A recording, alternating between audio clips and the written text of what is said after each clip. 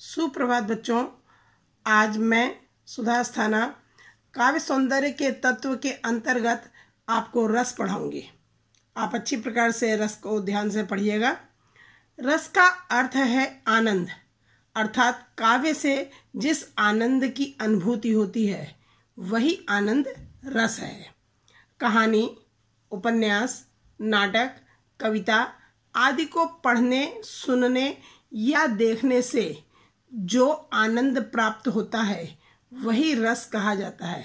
बच्चों, कहानी, किसी भी कहानी को सुनकर, उपन्यास को पढ़कर या मंच पर नाटक को देखकर या कवि सम्मेलन में कविताओं को सुनकर जो आनंद हमें प्राप्त होता है वही रस कहा जाता है। सर्वप्रथम भरत मुनि ने अपने नाट्य शास्त्र में रस निष्पत्ति के संबंध में लिखा है, विभावा अनुभाव व्यभिचारी भाव संयोगाद रस निष्पत्ति। क्या मतलब है? अर्थात विभाव, अनुभाव और व्यभिचारी भावों के संयोग से रस की निष्पत्ति होती है। रस काव्य की आत्मा है। जो स्थान शरीर में आत्मा का है वही काव्य में रस का है।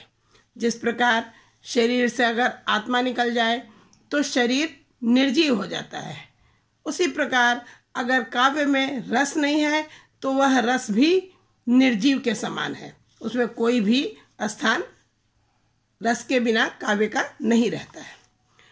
रस के मुख्यतः 4 अंग होते हैं।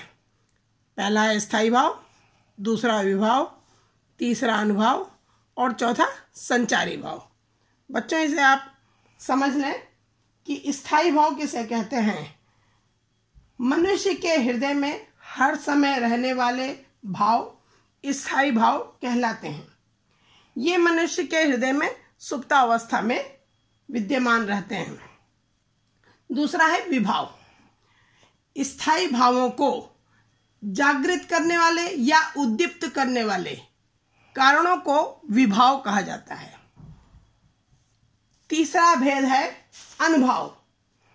अनु का सामान्य अर्थ है बच्चों पीछे या बाद में। तो व्यक्ति के मन में उत्पन्न वे भाव जो विभाव के बाद उत्पन्न होकर रस निष्पत्ति में सहायक होते हैं उन्हें अनुभाव कहते हैं। समझ में आया बच्चों? और चौथा अंग जो है संचारी भाव। संचारी भाव किसे कहते हैं समझो। स्थायी भावों को अधिक पुष्ट करने वाले ऐसे मनोविकार जो पानी के बुलबुलों के भांति उत्पन्न होते हैं और मिटते रहते हैं उन्हें संचारी भाव कहते हैं। समझ में आ गया होगा आपको? ध्यान दीजिए आगे। रसों की संख्या 11 मानी गई है। पहला, इधर मैंने आपको रस बताया है, 11 रस हैं और इधर इनके स्थायी भाव लिखे हैं। प्रत्येक रस के ये स्थायी भाव है। श्रृंगार रस, इसका स्थायी भाव है रति। हास्य रस, स्थायी भाव हास। करुण रस, स्थायी भाव शोक। वीर रस, स्थायी भाव उत्साह। शांत रस, स्थायी भाव निर्वेद।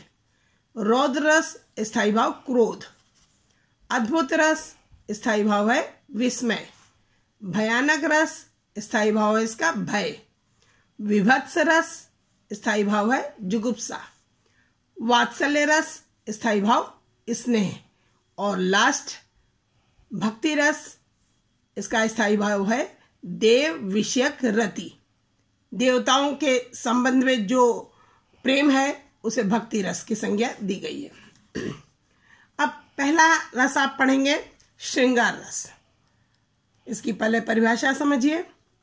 स्त्री पुरुष के पारस्परिक प्रेम के वर्णन से हृदय में उत्पन्न होने वाले आनंद को श्रृंगार रस कहते हैं। यह रसराज भी कहा जाता है। किसे? श्रृंगार रस को रसराज भी कहा जाता है। इसका स्थायी भाव रति है। बिहारी लाल जो हिंदी के रीतिकाल के कवि हैं, उन्होंने श्रृंगार रस में ही अपनी सभी अधिकतर रचनाएं श्रृंगार रस में ही रची हैं। श्रृंगार रस के दो भेद होते हैं, पहला संयोग श्रृंगार रस और दूसरा वियोग श्रृंगार रस। वियोग को विप्रलंभ भी बोला जाता है, चाहे आप इसे वियोग कह सकते हैं या विप्रलंभ भी कह सकते हैं। पहले पढ़ेंगे संयोग श्रृंगार रस। इसकी परिभाषा देखिए, जब नायक नायिका के विविध प्रेमपूर्ण कार्यों, मिलन, वार्तालाप, स्पर्श आदि का वर्णन होता है, तब संयोग श्रृंगार रस होता है।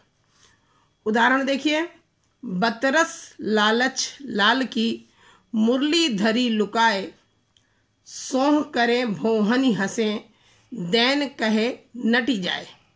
ये दोहा बिहारी लाल का है। श्री कृष्ण जी की मुरली को राधा छुपा कर रख देती हैं और जब श्री कृष्ण उनसे मांगते हैं तो वे उन्हें इशारों इशारों में मना करती हैं। आगे देखिए स्पष्टीकरण। पहला है स्थायी भाव, इसका स्थायी भाव रति है। दूसरा विभाव, विभाव में भी बच्चों दो भेद होते हैं, पहला होता है आलम्बन और दूसरा होता है उद्दीपन। तो आलम्बन इसका क्या है, कृष्ण, और उद्दीपन बतरस लालच यानी बात करने का बहाना, और इसका आश्रय राधा है। तीसरा अंग है अनुभव। अनुभव के अंतर्गत क्या क्या आएगा इसमें, बांसुरी का छिपाना, किसने छुपाई बांसुरी, राधा ने। भोहों में हंसना, जब वो श्री कृष्ण मांगते हैं तो भोहों में ही हंसती हैं। इसी तरह से श्री कृष्ण को भान हो जाता है कि मेरी मुरली राधा के पास ही है, और जब वो मांगते हैं तो फिर मना करना भी अनुभव के अंतर्गत आता है आदि। और चौथा है भेद संचारी भाव। संचारी भाव के अंतर्गत आएगा हर्ष, उत्सुकता, चपलता आदि। ये चारों ही अंग इस उदाहरण में हैं, अतः यहाँ पर संयोग श्रृंगार रस है। अब इसी का श्रृंगार रस का ही दूसरा भेद है वियोग या विप्रलंभ श्रृंगार रस। अब हम इसे भी पढ़ेंगे, बच्चों ध्यान दीजिएगा। प्रबल प्रेम होते हुए भी जहाँ नायक नायिका के वियोग का वर्णन हो, वहाँ वियोग श्रृंगार रस होता है। उदाहरण देखिए, ऊधो मन न भय 10-20, एक हुतो सो गयो श्याम संग, को अवराधे ईस, इंद्री शिथिल भई केशव बिनु, ज्यों देही बिनु शीस। वर्णन देखिए कहाँ का है, जब श्री कृष्ण मथुरा चले जाते हैं और गोपियाँ उनके विरह में ब्रज में व्याकुल हैं, तब श्री कृष्ण अपने मित्र उद्धव को, गोपियों को और सभी नंद बाबा को, यशोदा माता को और ग्वाल बालों को सबको समझाने के लिए ब्रज में भेजते हैं कि जाकर उन्हें योग का संदेश दे के आओ। जब उद्धव गोपियों को अपने योग का ज्ञान देते हैं, फिर गोपियाँ उद्धव से क्या कहती हैं, यह इस उदाहरण में वर्णन है कि उद्धव मन न भय 10-20। गोपियाँ कहती हैं, हे उद्धव, हमारा मन तो एक ही है, 10-20 नहीं है। एक हुतो सो गयो श्याम संग, को अवराधे ईश। हमारे पास एक ही मन था, वह श्याम सुंदर के साथ मथुरा चला गया।